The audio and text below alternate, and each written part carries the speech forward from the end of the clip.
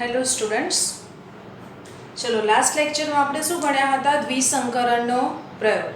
અને એ દ્વિસંકરણના પ્રયોગ ઉપરથી મેં તમને એક ક્વેશ્ચન કીધો હતો કે જેવી રીતે આપણે સ્વરૂપ પ્રકાર શોધ્યો હતો 9:3:3:1, ઓકે, એવી રીતે મેં તમને શું શોધવા આપ્યું હતું? જનીન પ્રકાર. કે તમારે મને એ જનીન પ્રકારનું જે પ્રમાણ છે એ શોધીને કહેવાનું છે, ઓકે. તો એમાંથી લગભગ અમુક જ સ્ટુડન્ટ્સ એવા છે કે જેને મને કમેન્ટમાં આન્સર આપ્યા છે. તો બીજા બધાનું મારે શું સમજવાનું? તમને સમજણ નથી પડી કે પછી કમેન્ટ કરવામાં આળસ આવે છે કે પછી પૂરી વિડીયો જ નથી જોઈ કે ભાઈ મેડમે શું ભણાવ્યું છે? ઓકે, તો જેણે હજુ નથી જવાબ આપ્યો એ મને કમ્પલસરી લખીને જવાબ આપશે કે શું આન્સર આવે. ક્લિયર? એ તમને આના લાસ્ટમાં શીખવાડું છું કે એનો જનીન પ્રકાર પ્રમાણ જે છે શું આવે છે. હવે આપણે આજની નેક્સ્ટ થિયરી સમજીશું. નેક્સ્ટ થિયરી છે મુક્ત મેન્ડલે આપેલો મુક્ત વહેંચણીનો નિયમ.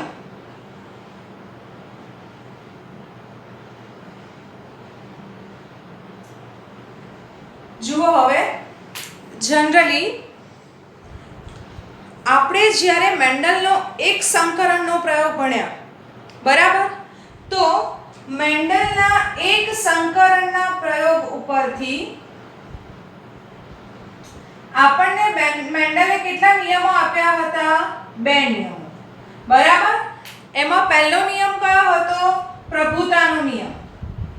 અને બીજો નિયમ કયો હતો? વિશ્લેષણનો નિયમ. ક્લિયર? તો મેન્ડલે એક સંકરણના પ્રયોગના આધારે 2 નિયમો આપ્યા, એક પ્રભુતાનો અને બીજો વિશ્લેષણનો. એવી જ રીતે આપણે ગયા લેક્ચરમાં મેન્ડલનો દ્વિસંકરણનો પ્રયોગ જે છે એના વિશે અભ્યાસ કર્યો. તો મેન્ડલે જે દ્વિસંકરણનો જે પ્રયોગ આપણે જે શીખ્યા લાસ્ટ લેક્ચરમાં, એના આધારે મેન્ડલે એક નિયમ આપ્યો. જેવી રીતે એક સંકરણના આધારે મેન્ડલે 2 નિયમ આપ્યા, એક પ્રભુતાનો નિયમ અને બીજો વિશ્લેષણનો નિયમ, એવી જ રીતે મેન્ડલે દ્વિસંકરણના આધારે એક નિયમ આપ્યો અને એ નિયમ છે મુક્ત રીતે વહેંચણીનો નિયમ. ક્લિયર? મેન્ડલે એનું નામ શું આપ્યું? મુક્ત વહેંચણીનો નિયમ. ક્લિયર? તો હવે જો તમને એક્ઝામમાં પૂછવામાં આવે છે કે મેન્ડલના એક સંકરણના પ્રયોગના આધારે મેન્ડલે આપેલા નિયમો દર્શાવો, તો એમાં આપણે મેન્ડલના 2 નિયમ દર્શાવીશું. પહેલો પ્રભુતાનો નિયમ અને બીજો વિશ્લેષણનો નિયમ. આન્સરમાં લખીશું કે મેન્ડલે એક સંકરણના પ્રયોગના આધારે 2 નિયમો આપ્યા. તો કયા 2 નિયમો આપ્યા? તો કે એક પ્રભુતાનો અને બીજો કયો? વિશ્લેષણનો નિયમ. ક્લિયર? હવે તમને ક્વેશ્ચન એવો પૂછવામાં આવશે કે જો મેન્ડલે દ્વિસંકરણનો પ્રયોગ કર્યો તો દ્વિસંકરણના પ્રયોગના આધારે મેન્ડલે આપેલો નિયમ જણાવો. તો દ્વિસંકરણના પ્રયોગના આધારે મેન્ડલે એક નિયમ આપ્યો અને એ જે છે એને મુક્ત વહેંચણીનો નિયમ કહે છે. ક્લિયર? એક્સ્ટ્રા પોઈન્ટ્સમાં યાદ રાખજો કે જેવી રીતે આને મેન્ડલનો પ્રથમ નિયમ કહેવાય, જેવી રીતે એને મેન્ડલનો દ્વિતીય, અથવા તો બીજા શબ્દોમાં જેવી રીતે આને આનુવંશિકતાનો પ્રથમ નિયમ, આનુવંશિકતાનો બીજો નિયમ, એવી રીતે આને મેન્ડલનો કયો નિયમ કહેવામાં આવે છે? ત્રીજો નિયમ. ક્લિયર? કયો નિયમ? ત્રીજો નિયમ. એટલે કન્ટિન્યુઅસલી જોવા જાઓ તો મેન્ડલનો પ્રથમ નિયમ કયો? પ્રભુતાનો નિયમ. બીજો નિયમ કયો? વિશ્લેષણનો નિયમ. અને ત્રીજો નિયમ કયો? તો મુક્ત વહેંચણીનો નિયમ. હવે આ ત્રણમાંથી એક સંકરણ આધારિત નિયમો કેટલા? 2. કયા કયા? તો કે પહેલો અને બીજો, પ્રભુતાનો અને વિશ્લેષણનો નિયમ. અને એવું પૂછવામાં આવે કે તો દ્વિસંકરણ આધારિત કેટલા? તો 1. અને કયો? તો મેન્ડલનો મુક્ત વહેંચણીનો નિયમ. ક્લિયર? સારું. હવે આપણે આ મુક્ત વહેંચણીનો નિયમ બહુ ધ્યાનથી સમજીશું. મતલબ કે જે જન્યુઓનું નિર્માણ થયું છે એ કેવી રીતે થયું છે એવું આપણને આ નિયમ સમજાવે છે. એ પહેલાં હું તમને આપણે જે દ્વિસંકરણના નિયમમાં સમજ્યા એ પહેલાં આપણે થોડું રિવાઇઝ કરીએ કે જુઓ, મેં તમને મેન્ડલના દ્વિસંકરણના પ્રયોગમાં શીખવાડ્યું હતું કે મેન્ડલે એક સાથે કેટલા લક્ષણોનો અભ્યાસ કર્યો? 2 લક્ષણો. એટલા માટે એને આપણે દ્વિસંકરણનો નિયમ કહેવાય. બરાબર છે? હવે એ દ્વિસંકરણમાં એને કયા કયા 2 લક્ષણોનો અભ્યાસ કર્યો?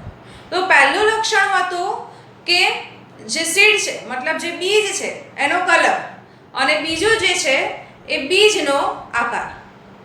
તો એનો રંગ અને એનો આકાર. ક્લિયર? સૌથી પહેલા એને પિતૃ પેઢીમાં શું કર્યું? તો કે મેન્ડલે પિતૃ પેઢીમાં જુઓ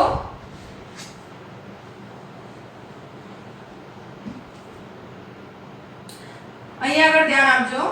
મેન્ડલે શું કર્યું હતું? સૌથી પહેલા પિતૃ પેઢીમાં તો એને પિતૃ પેઢી તરીકે પીળા અને ગોળ, પીળો રંગ અને ગોળ આકાર ધરાવતા બીજ જે છે કે જે પ્રભાવી છે એનું સંકરણ લીલો રંગ અને ખરબચડા આકાર ધરાવતા જે છોડ છે તેની સાથે કર્યો. અને આ કેવું છે? તો કે પ્રચ્છન્ન છે. આ બંને વચ્ચે જ્યારે સંકરણ કરાવ્યું, જેને આપણે આવું લખ્યું હતું RRYY અને small r small y small y. Clear? તો આપણને F1 પેઢીમાં પરિણામ શું મળ્યું હતું? મેં તમને ડિસ્ક્રિપ્ટિવમાં સમજાવ્યું હતું. અત્યારે હું ડાયરેક્ટલી લખું છું કે આપણને F1 ના બધા જ છોડ કેવા મળ્યા હતા? કે જેનું જનીન બંધારણ હતું capital R small r capital Y small y. બરાબર? અને આપણે એનું સ્વરૂપ પ્રકાર શું લખ્યો હતો? તો જુઓ, આમાં કેપિટલ R સ્મોલ r છે, જેમાં કેપિટલ R પ્રભાવી છે, અને કેપિટલ Y સ્મોલ y છે, એમાં કેપિટલ Y પ્રભાવી છે. ધેટ મીન્સ કે આ બંને જે છે એમને પોતાની અસર રજૂ કરી. એટલે આપણને F1 પેઢીના બધા જ છોડ કેવા મળ્યા? તો કે પ્રભાવી, એટલે કે પીળા અને ગોળ. આવું આપણને F1 જનરેશનમાં મળ્યું. બરાબર? આવું આપણે સમજ્યા હતા. પછી મેં તમને સમજાવ્યું કે F1 પેઢીમાં આપણને જે પરિણામ મળ્યું તેનું સ્વફલન કરાવ્યું. બરાબર? હવે સ્વફલન કરાવતા આપણને F2 પેઢીમાં ટોટલ કેટલા પરિણામ મળ્યા હતા? 16. કેટલા મળ્યા હતા? 16. ઓકે? તો અહીંયા આગળ આપણે સ્વફલન કરાવ્યું હતું. તો કે capital R small r capital Y small y capital R small r capital Y small y. સમજવાનું શું છે આ નિયમમાં? તો આ જે સ્વફલન કરાયું એમાં મેં તમને તે દિવસે સમજાવ્યું હતું કે આમાંથી કયા જન્યુઓ બન્યા હતા? ટોટલ 4. કયા? તો કે કેપિટલ R કેપિટલ Y સાથે જોડાઈ શકે, કાં તો કેપિટલ R સ્મોલ y સાથે જોડાય. ક્લિયર? એવી જ રીતે સ્મોલ r જે છે એ કેપિટલ Y સાથે જોડાઈ શકે, અથવા તો સ્મોલ r જે છે એ સ્મોલ y ની સાથે જોડાઈ શકે. બરાબર? સપોઝ કે આ માદા છે, તો આ આપણને માદામાં આ 4 પ્રકારના જન્યુઓ બની શકવાની સંભાવના છે. કે આ 4 પ્રકારના જન્યુઓ સંભવી શકે છે. બરાબર? તો આપણને આ જે 4 જન્યુઓનું જે નિર્માણ છે એ કેવી રીતે થાય છે? બરાબર? એ આપણે આ નિયમમાં સમજવાનું છે. આપણે ડાયરેક્ટલી તો લખ્યું જ છે કે આ કેપિટલ R જે છે, માનો કે આવી રીતે જે છે, તો મેં તમને સમજાવ્યું હતું કે દરેકના આ કેપિટલ R આ સ્મોલ r, મતલબ 50% કેપિટલ R છે અને 50% સ્મોલ r છે. બરાબર? પછી બીજું શું છે? 50% કેપિટલ Y છે અને 50% સ્મોલ y છે. બરાબર? તો મેં તમને સમજાવ્યું કે કેપિટલ R જે છે એની 50-50% જે છે એ બંને સાથે જોડાવાની સંભાવના હોય. મતલબ કે કેપિટલ R ની 50% કેપિટલ Y સાથે જોડાવાની સંભાવના હોય અને 50% સ્મોલ y સાથે પણ જોડાવાની સંભાવના હોય. એવી જ રીતે જે સ્મોલ r છે એની પણ 50% કેપિટલ Y સાથે જોડાવાની સંભાવના હોય અને 50% સ્મોલ y સાથે જોડાવાની સંભાવના હોય. તો ટોટલ આપણને 4 પ્રકારના જન્યુઓ બનાવી શકાય.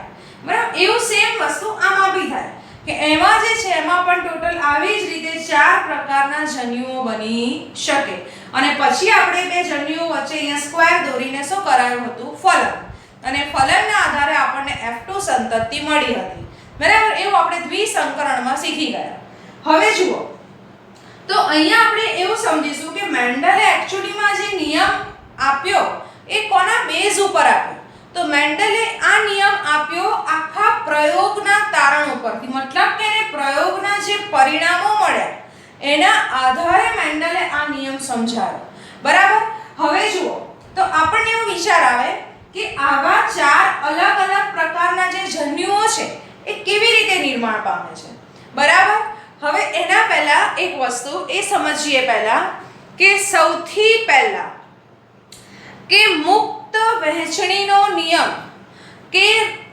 મુક્ત અને વહેંચણી મતલબ કે જન્યુઓ જે છે કે જે એક જ રંગસૂત્ર હોય આપણે સમજાત રંગસૂત્ર શીખી ગયા કે જે સરખા એક મતલબ કે જે એકબીજા સાથે સરખા હોય એ સરખા રંગસૂત્રો એકબીજાની સાથે જોડ બનાવે છે જેને આપણે સમજાત રંગસૂત્ર કહીશું બરાબર અને એ સમજાત રંગસૂત્ર ઉપર જે તે સરખા જ લક્ષણોનું નિર્દેશન કરવાવાળા શું આવેલા હોય છે જન્યુઓ આવું આપણે 11મા ધોરણમાં ભણીને આવ્યા છે કે સમજાત રંગસૂત્ર કોને કહેવાય બરાબર શીખ્યા હતા ને કે સરખી લંબાઈવાળા હોય અને જેની ઉપર સમાન જન્યુઓ હોય એ બંને એકબીજા સાથે જોડાઈને જે પેર બનાવે એને સમજાત રંગસૂત્ર તરીકે ઓળખવામાં આવે છે બરાબર હવે અહીંયા આગળ ધ્યાન આપો એકદમ ધ્યાનથી સમજજો આપણે અહીંયા આગળ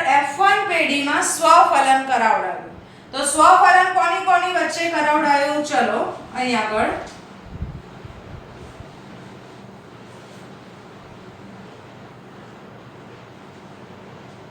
ચલો સ્વફલન કોની વચ્ચે કરાવડાવ્યું તો R small r capital Y small y અને એનું ફલન થાય છે R small r capital Y small y clear હવે અહીંયા આગળ કે આ જે છે કે જે અહીંયા આગળ આ જે છે રંગસૂત્ર છે રંગસૂત્રિકા છે જે સિંગલ છે જેની ઉપર કયો જન્યુ છે સ્મોલ r બરાબર મતલબ કે દરેક જન્યુઓ જે છે એ રંગસૂત્ર ઉપર પોતાનું સ્થાન ધરાવે છે જોઈ શકો છો આ રંગસૂત્ર છે જેની ઉપર સ્મોલ r બરાબર પછી આ જે છે એ કેપિટલ Y આ જે છે સ્મોલ y અને આ રંગસૂત્રિકા જે છે કેપિટલ R ધરાવે છે બરાબર મતલબ કે આ ચારે ચાર જે છે એ અલગ અલગ લક્ષણોનું નિર્માણ કરવા માટે જવાબદાર છે એવી જ રીતે અહીં આગળ આપણે જોઈશું તો શું થાય છે આમાં પણ same capital R small r capital Y અને સ્મોલ y બરાબર દરેકને દર્શાવતા જન્યુઓ એના રંગસૂત્ર ઉપર ગોઠવાયેલા છે ક્લિયર પછી આપણે શીખ્યા હતા કે આંતરાવસ્થા આવે જે મેં અહીંયા ડાયરેક્ટલી દર્શાવી દીધું છે એમાં આપણે એવું સમજ્યા હતા કે આંતરાવસ્થામાં રંગસૂત્રિકાઓ બેવડાય બરાબર શીખવા આવું 11માં ભણી ગયા એ શા માટે બેવડાય કારણ કે જ્યારે 2n બને એ આંતરાવસ્થામાં ત્યારે જ તમે અર્ધીકરણના બાદ n બનાવી શકો સમજ્યા એવું શીખ્યા હતા ને કે જ્યારે પહેલી અવસ્થા આવે છે આંતરાવસ્થા તો કે આંતરાવસ્થામાં શું થાય તો રંગસૂત્રિકાઓ એના S તબક્કામાં શું થતું હતું 2n ની રચના 2n એટલે રંગસૂત્રિકાઓ શું થતી હતી બેવડાતી હતી આ જે સિંગલ છે રંગસૂત્રિકાઓ આવી રીતે બેવડાય બરાબર આઉટ 2n બનવાનું કારણ શું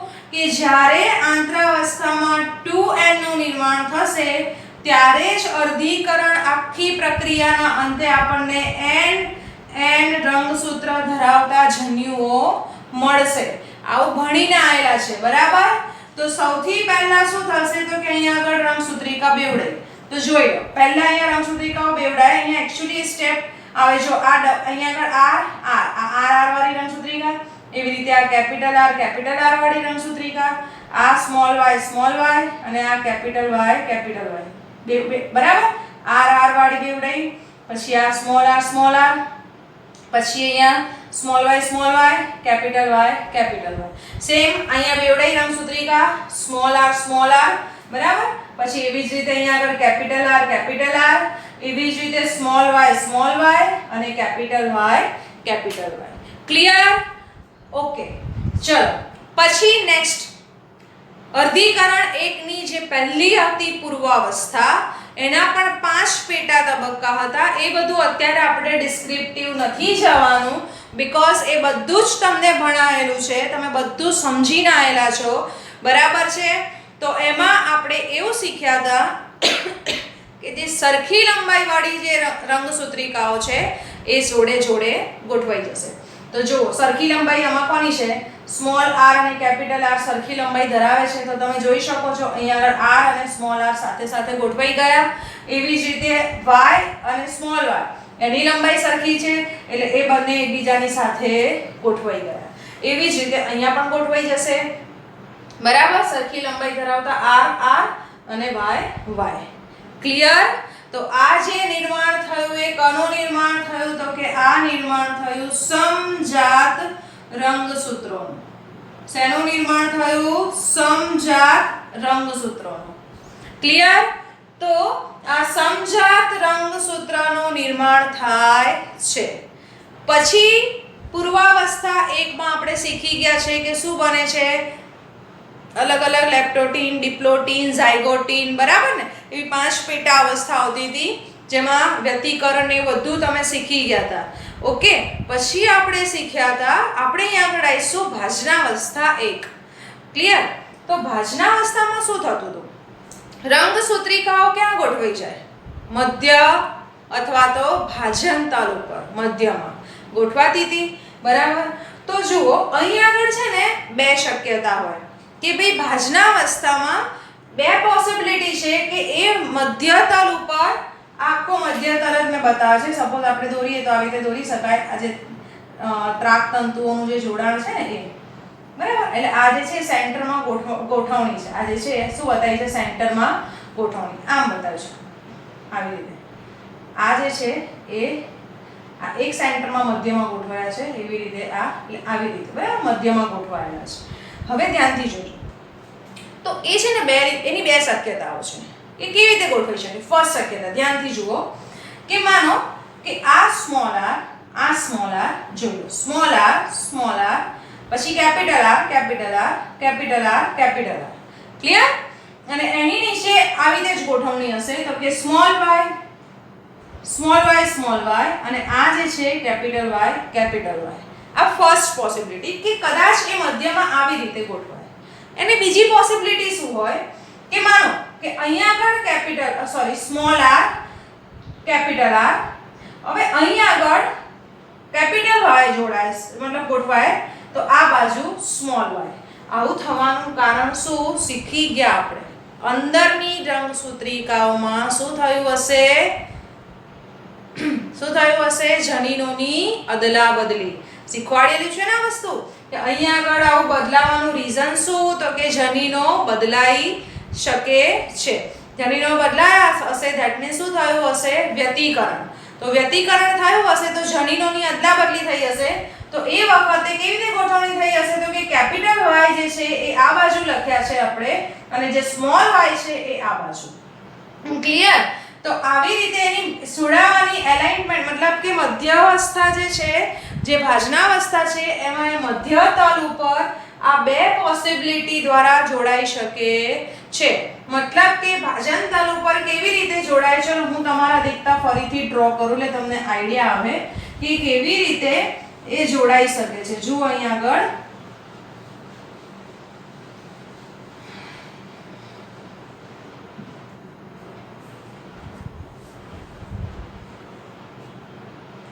જુઓ સપોઝ આ એઝ યુઝ્યુઅલ એની એ જ રીતે માનો કે હું મધ્યાવસ્થા દોરી લઈ છું. મધ્યાવસ્થાનો મતલબ થાય કે આપણે જે ભાજન તલ ઉપર સેન્ટરમાં જે જોડાય છે એ, બરાબર. સેન્ટરમાં હું તમને આ આડું દોરી બતાવું તમને ખ્યાલ આવે અથવા તો આવી રીતે તમને વધુ આઈડિયા આવશે. જો એ કેવી રીતે જોડાઈ શકશે? સપોઝ કે અહીંયા ભાજનાવસ્થામાં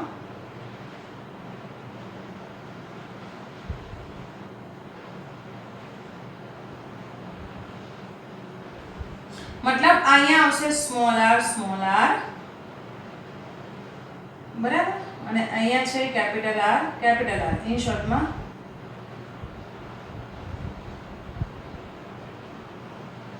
ક્લિયર. આ ઉપરની તરફ, આ નીચેની તરફ. એવી જ રીતે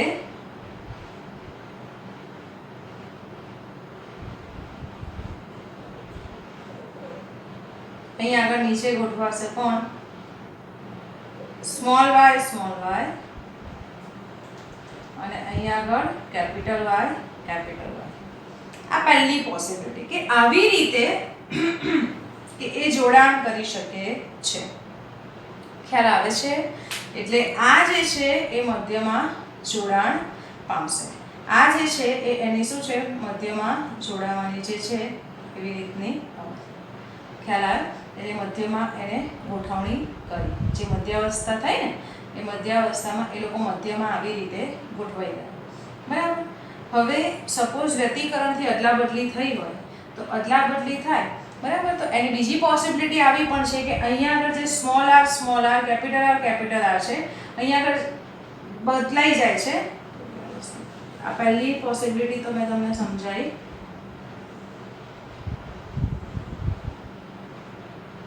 પહેલી પોસિબિલિટી શું? આનું આવીને આવી જ રીતે શું થાય? મધ્યમાં જોડાણ થાય છે. ને મધ્યમાં જોડાણ થાય એટલે આપણે ભાજનાવસ્થા એકમાં ભાજન તલ ઉપર ગોઠવાય બરાબર. તો ભાજન તલ ઉપર ગોઠવાય એટલે સ્વાભાવિક છે કે મધ્યમાં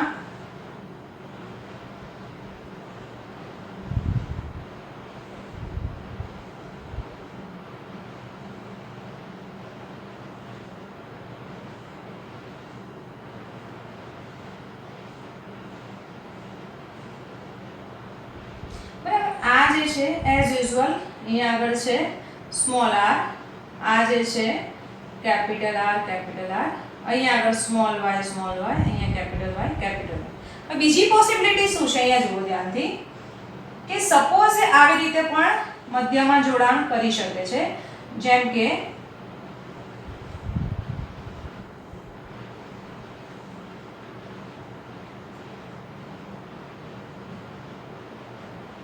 સ્મોલ r કેપિટલ R બરાબર. અહીંયા આગળ આ બંનેની અદલાબદલી થઈ જાય, મતલબ આ રીતે ગોઠવણી થાય. માનો કે અહીંયા આગળ આવશે કેપિટલ Y, ચાહે અહીંયા હતા સ્મોલ y, અને અહીં આગળ આવી શકે છે સ્મોલ y.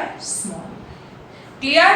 તો આ ભાજનાવસ્થા એક દરમિયાન રંગસૂત્રની ગોઠવણી થઈ. ક્લિયર?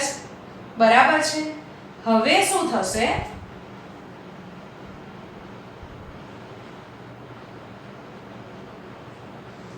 હવે આપણે સપોઝ રંગસૂત્રિકાઓ જે છે એ તમને ખબર જ છે કે પછી ભાજનાવસ્થા પછી શું આવશે? ભાજનાવસ્થા એક પછી કઈ આવશે? પહેલા કઈ આવે? પૂર્વાવસ્થા એક પછી આવે ભાજનાવસ્થા એક પછી કઈ આવે? ભાજનોત્તર અવસ્થા એક. અને ભાજનોત્તર અવસ્થા એકમાં આપણને ખબર છે કે પોતપોતાની તરફ રંગસૂત્રિકાઓ શું થઈ જશે? છૂટી પડી જશે બરાબર. છૂટી પડશે અને પછી થશે એટલે કે જે સપોઝ આ r અને આ સ્મોલ y એક તરફ અને કેપિટલ R, કેપિટલ Y જે છે એ એક તરફ. એવી રીતે અહીંયા આગળ સ્મોલ r અને કેપિટલ Y એક તરફ, અને અહીંયા આગળ આવશે કેપિટલ R અને સ્મોલ y એક તરફ બરાબર. અને પછી નિર્માણ થશે. પછી અર્ધીકરણ 2 શરૂ થાય. અર્ધીકરણ 2 માં આ જે છે બરાબર એ ફરીથી ભાજનાવસ્થા 2 માં મધ્યમાં ગોઠવાય. તો એ સંજોગોમાં ભાજનાવસ્થા 2 જે છે એમાં મધ્યમાં એ કેવી રીતે ગોઠવાશે? જે સિંગલ રહ્યા હશે એવી રીતે. તો એ કેવી રીતે ગોઠવાશે? જુઓ આમાંથી છે ને આવી રીતની પોસિબિલિટી થાય, જે છે જે આવી રીતનું નિર્માણ થાય. જુઓ એક બાજુ આ આવશે શું?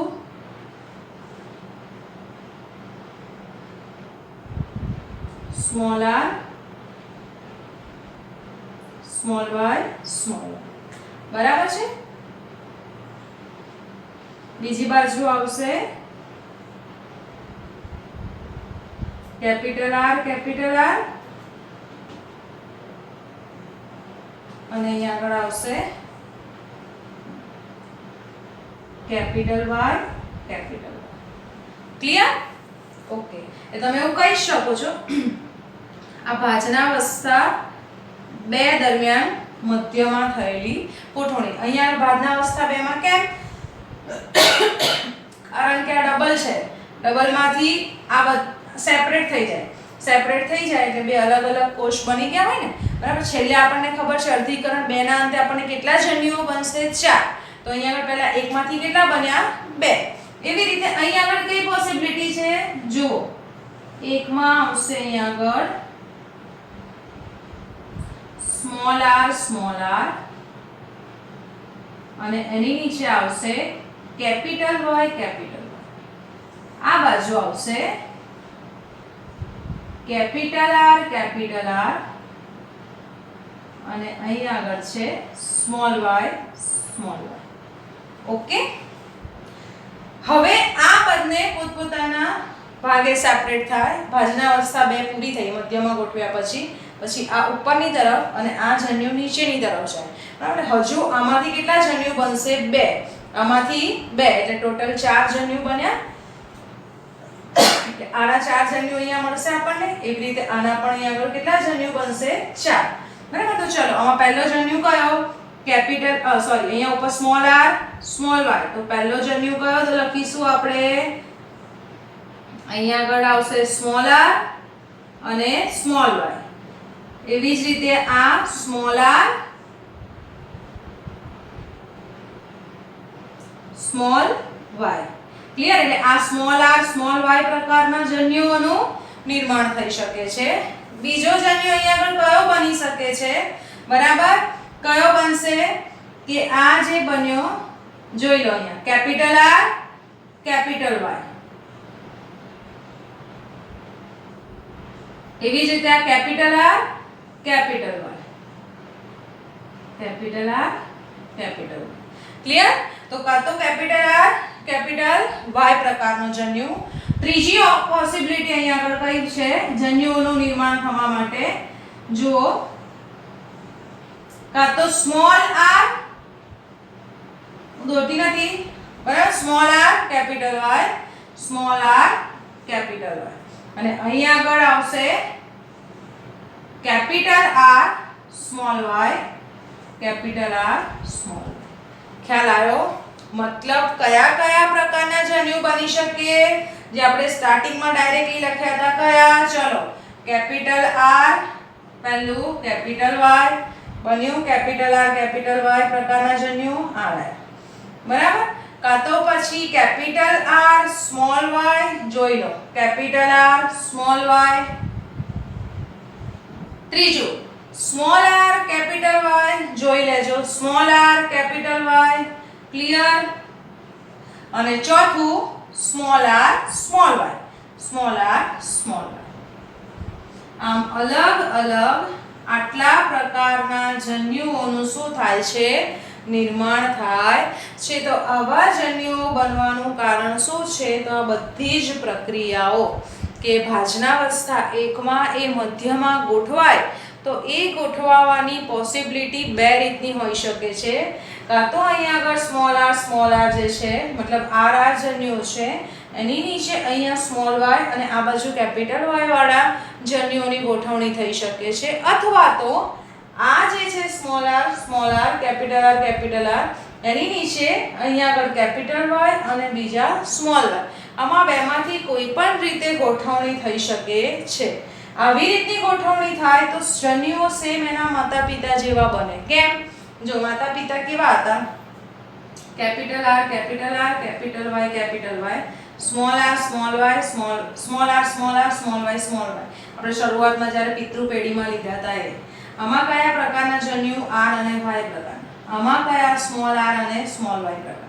જો એઝ યુઝ્યુઅલ નોર્મલ જ ગોઠવણી થાય તો તમે જોઈ શકો છો જન્યુ સ્મોલ r સ્મોલ y અથવા તો કેપિટલ R કેપિટલ Y, આ અથવા તો આ, મતલબ માતા પિતા જેવા જ બને. આ નવું સંયોજન છે. નવું સંયોજન એટલે શું? જનીનોની અદલા બદલી થાય અને પછી જે નવું માતા પિતા કરતા જે જુદું જન્યુ બંધારણ થાય, બરાબર. જુદું જન્યુ બંધારણ એટલે કાં તો કેપિટલ R નું સ્મોલ y સાથે જોડાણ, કાં તો પછી સ્મોલ r જે છે એ જે એનું કેપિટલ Y. તો સ્મોલ આર આનું કેપિટલ વાય અને કેપિટલ આર નું સ્મોલ વાય, આ બંને જોડાણ નવા જોડાણ છે, માતા પિતા કરતા જુદા છે. જો આ રહ્યા. તો આવા જુદા જોડાણ બને ક્યારે કે જ્યારે વ્યતિકરણ થઈને જનીનોની અદલાબદલી થઈ હોય. જનીનોની અદલાબદલી થવાથી અહીંયા આગળ જે જન્યુઓનું નિર્માણ છે એ માતા પિતા કરતા કેવું પડશે? જુદું. અને એટલા કારણે આ જન્યુઓ બની શકે છે. ક્લિયર? તો તમે જોઈ શકો છો દરેક જન્યુ 25-25% પ્રમાણમાં બની શકે. 25% કેપિટલ આર કેપિટલ વાય પ્રકારના જન્યુ બની શકે, 25% capital R small Y, 25% small R small capital Y અને 25% સ્મોલ આર સ્મોલ વાય. બરાબર? તો કહી શકાય કે દરેક જે છે એ 25-25% જન્યુઓનું બંધારણ બનાવી શકે છે. મગજમાં યાદ રાખવાનું કે કેમ આ 4 જન્યુઓ બન્યા. તો 4 જન્યુઓ બન્યા એનું કારણ આ જ છે શું કે આ બધી જ પ્રક્રિયાઓ થાય. બે શક્યતા હોય. બરાબર? કાં તો જો એઝ ઇટ ઇઝ જ ગોઠવાય છે. બરાબર? તો પછી એ સંજોગોમાં માતા પિતા જેવા જન્યુઓ બને છે અને આ સંજોગોમાં જો આવી રીતની ગોઠવણી થઈ હોય તો માતા પિતા કરતા અલગ જન્યુઓ જે છે એ મળી આવે છે. ક્લિયર? તો એ આ પ્રક્રિયાના રીતે આ 4 અલગ અલગ પ્રકારના શું થાય છે? જન્યુઓનું નિર્માણ થાય છે. ક્લિયર? ખબર પડી ભાઈ બધાને? હા કે ના? તો જનરલી આપણે જોઈએ કે મેં તમને એવું શીખવાડ્યું હતું કે આ જે નિયમ છે એ જનરલી ક્યારે સાચો બને અને આના પરથી મેન્ડલે એવું સમજાયું છે કે દ્વિસંકરણના પ્રયોગમાં જનરલી બે અલગ અલગ લક્ષણો જે છે એ દર્શાવાયા છે એક જ સાથે. મતલબ કે બીજનો રંગ અને બીજું છે બીજનો આકાર. અને બંને લક્ષણો જે છે એ બંને લક્ષણો એકબીજાથી સ્વતંત્ર રીતે વિશ્લેષિત હોય છે. મતલબ કે બીજનો જે રંગ જે છે એના જે લક્ષણો ધરાવતા જન્યુઓ છે એ બીજના જે આકાર જે છે એના લક્ષણો ધરાવતા જન્યુઓ છે એના કરતાં ટોટલી કેવી રીતે? મુક્ત રીતે વિશ્લેષણ પામેલા હોય છે. મતલબ શું કે બીજનો જે આકાર છે એ બીજના રંગ ઉપર આધારિત નથી કે જે રંગના જન્યુઓ છે એ આકાર ઉપર આધાર રાખતા નથી. બંને પોતપોતાની રીતે કેવા હોય છે? સ્વતંત્ર હોય છે અને એના પછીની પેઢીમાં પણ સ્વતંત્ર રીતે ઉતરી આવે છે. એ એકબીજા ઉપર ડિપેન્ડિંગ હોતા નથી. મતલબ બીજના રંગ જે છે એ બીજના આકારની ઉપર આધાર નથી રાખતો. મુક્તપણે અહીંયા એટલે ને મુક્ત રીતે વહેંચાય છે.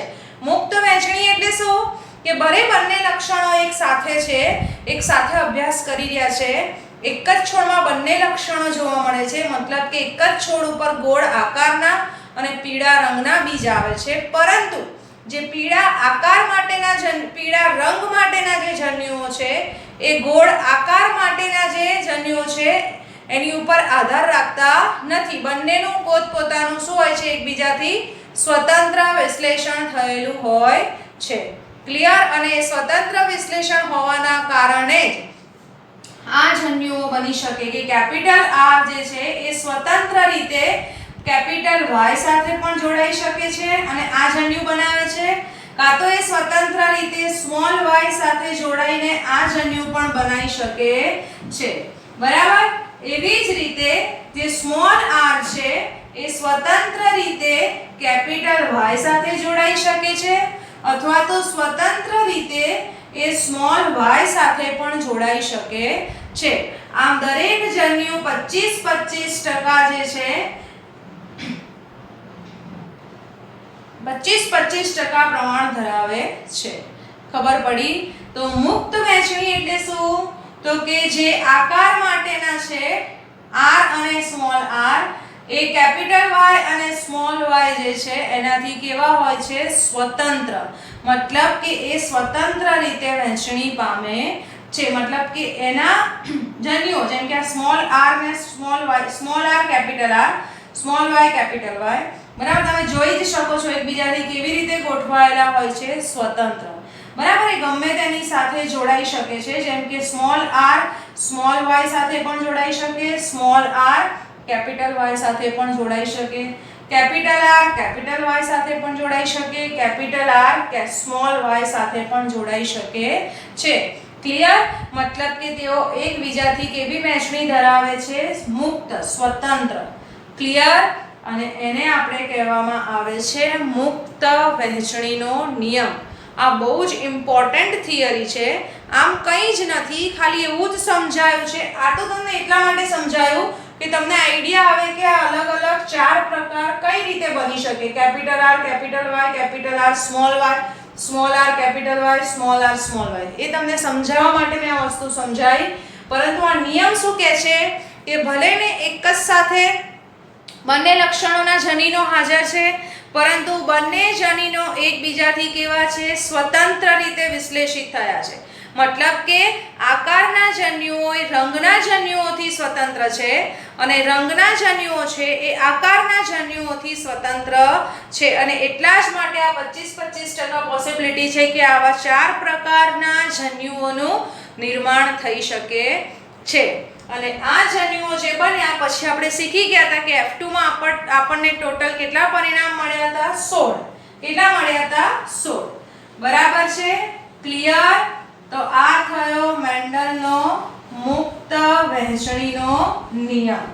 હવે છતાં પણ તમને ના સમજણ પડે તો તમે મને પૂછી શકો છો કમેન્ટ કરીને. મહેરબાની કરીને આ ચેપ્ટરને થોડું સિરિયસલી સમજીને વાંચવાનું રાખજો, બરાબર, નહીતર બધું ભેગું થઈ જશે. નીટ માટે મોસ્ટ ઇમ્પોર્ટન્ટ ચેપ્ટર છે અને સમજવા માટે બી સૌથી ઇમ્પોર્ટન્ટ ચેપ્ટર છે જીનેટિક્સનું. બરાબર, સૌથી લાંબામાં લાંબુ પણ ચેપ્ટર છે. એટલે તો બી મારાથી બનશે એટલું હું તમને સમજાવવાનો બેટર સમજાવવાનો ટ્રાય કરીશ. આ જે મેં તમને હમણાં વિશ્લેષણ સમજાવ્યું જે જન્યુઓ નિર્માણવાળું, એ બુકમાં કોઈ ઉલ્લેખ નથી. આ તમારી સમજૂતી માટે આપ્યું હતું કે આવી રીતે જન્યુઓ બની શકે છે. ક્લિયર? છતાં પણ તમને ના સમજાયું હોય તો મને પૂછજો. આખી વિડીયો જોવાનું રાખો, સમજી, અને ના ખબર પડે તો પૂછવાનું બી રાખો. ક્લિયર? તો ઇન શોર્ટમાં મુક્ત વહેંચણીનો મતલબ એટલો જ છે કે બે લક્ષણો ભલે એક સાથે એક જ છોડમાં જોવા મળે, પરંતુ બંનેના જન્યુઓ એકબીજાથી સ્વતંત્ર વિશ્લેષિત હોય છે. આકારના રંગ પર આધારિત નથી અને રંગના આકાર ઉપર આધાર રાખતા નથી. ક્લિયર? બીજી વસ્તુ મેં તમને લાસ્ટમાં ક્વેશ્ચન પૂછ્યો હતો કે જે આપણને 16 પરિણામ મળ્યા હતા, એ 16 પરિણામમાંથી આપણને એનો જનીન પ્રકાર કયો મળ્યો. જો હું તમને ડાયરેક્ટ શોધવાનું કહું તો તમે ડાયરેક્ટ લખી શકો છો. જેવી રીતે મેં તમને શું શીખવાડ્યું હતું, 3:1 આપણને એક સંકરણ માટે મળ્યું હતું. આ શેની વાત ચાલે છે, સ્વરૂપ પ્રકારની. તો અહીં આગળ દ્વિસંકરણ છે. દ્વિ એટલે 3:1 કેટલી વખત લખવું પડે, 2 વખત. બરાબર છે? કારણ કે અહીં આગળ 2 લક્ષણો છે. તો આપણે અહીં આગળ દ્વિસંકરણમાં 2 વખત લખી મેં તમને સમજાવ્યું હતું કે 3 તરી 9, 3 એકુ 3, 3 1, અને સ્વરૂપ પ્રકાર આપણને મળ્યો તો 9:3:3:1. સેમ વસ્તુ આપણને એક સંકરણમાં જનીન પ્રમાણ મળ્યું હતું 1:2:1. આ એક સંકરણમાં મળ્યું હતું. બરાબર? સેમ વસ્તુ મારે દ્વિસંકરણમાં લખવી હોય તો હું લખી શકું 1:2:1, 1:2:1. લખાય? બરાબર?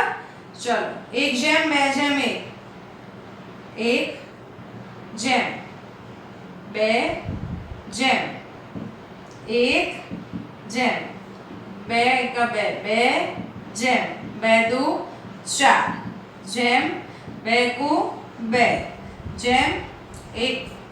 એક એકા એક, જેમ 2 જેમ 1. આ ડાયરેક્ટ આન્સર આવી ગયો. આ શું થઈ ગયું? દ્વિસંકરણનું જનીન પ્રમાણ. આન્સર કયો કહેવાય? 1 જેમ 2 જેમ 1 જેમ 2 જેમ 4 જેમ 2 જેમ 1 જેમ 2 જેમ 1. ક્લિયર? ખ્યાલ આવ્યો? બરાબર. તો આ જે છે એ થયું કયું પ્રમાણ? જનીન પ્રમાણ. શેનું? દ્વિસંકરણના નિયમનું. આનું આ જ રેશિયો તમને તમે જે પેલું ટેબલ દોર્યું હતું એમાં ગણતરી કરવાની હતી. ભાઈ capital R capital R capital Y capital Y વાળા કેટલા? તો કે 1, પછી બીજા કેટલા? તો એવી રીતે ગણીને બી તમને આ પ્રમાણ મળે છે. ડાયરેક્ટ શોધવું હોય તો હંમેશા યાદ રાખવાનું, જેમ એક સંકરણમાં 1 જેમ 2 જેમ 1 હોય તો દ્વિમાં 1 જેમ 2 જેમ 1 1 જેમ 2 જેમ 1. ક્લિયર? બસ. ને પછી આપણે આવી રીતે આ શોધ્યું. આ શેના માટે? જનીન પ્રમાણ. એવી જ રીતે એક સંકરણમાં સ્વરૂપ પ્રમાણ હતું 3 જેમ 1, દ્વિસંકરણમાં 2 વખત થાય 3 જેમ 1 3 જેમ 1. આન્સર આવે 9 જેમ 3 જેમ 3 જેમ 1. આ એનું થયું સ્વરૂપ પ્રમાણ. અને આ જે છે એનું થયું જનીન પ્રમાણ. આ ડાયરેક્ટ લખ્યું. તમારે ટેબલમાંથી જે હતા, તમે ઘણા બધા આન્સર સાચા જ આપ્યા છે. જે ટેબલ છે એમાંથી R R Y Y વાળા કેટલા, R small r capital Y small y વાળા કેટલા, આવી રીતે ગણી અને આ પ્રકારનો રેશિયો લખી શકાય છે. તો ધીસ ઇઝ ધ આન્સર. જનીન પ્રમાણ શેનું છે? આ દ્વિસંકરણનું. ક્લિયર? ઓકે. આમ તો આગળ ત્રિસંકરણ બી છે જે આપણે સિલેબસમાં નથી, બટ તમે આગળ જશો ત્યારે શીખશો. બરાબર છે? છતાં પણ કોઈને કંઈ પણ ક્વેરી હોય તમે પૂછી શકો છો. ધ્યાનથી સમજજો, પૂછવાનું રાખજો. ક્લિયર? મોટે ભાગે અહીંયા સુધી આપણા જે લો હતા એ પૂરા થાય છે. હવે થોડો ઘણો ચેન્જીસ આવશે આગળ ન્યૂ ટોપિકમાં. ક્લિયર? અત્યાર સુધી બધા નિયમો ભણ્યા આપણે. મેન્ડલનો એક સંકરણનો પ્રયોગ, એ પ્રયોગ ઉપર એને 2 નિયમ આપ્યા, પ્રભુતાનો અને વિશ્લેષણનો. પછી એણે શીખવાડ્યું અપૂર્ણ પ્રભુતા કોને કહેવાય. પછી શીખ્યા આપણે સહપ્રભુતા કોને કહેવાય, એ બધામાં તફાવત જોયો. પછી જોયો દ્વિસંકરણનો પ્રયોગ, એક સાથે 2 લક્ષણો વાળો, અને દ્વિસંકરણ પરથી પણ એને આ નિયમ આપ્યો મુક્ત વહેંચણીનો એ. ક્લિયર? અહીંયા સુધી કમ્પ્લીટલી પરફેક્ટલી તૈયાર કરી લેજો. ક્લિયર? ઓકે. Thank you.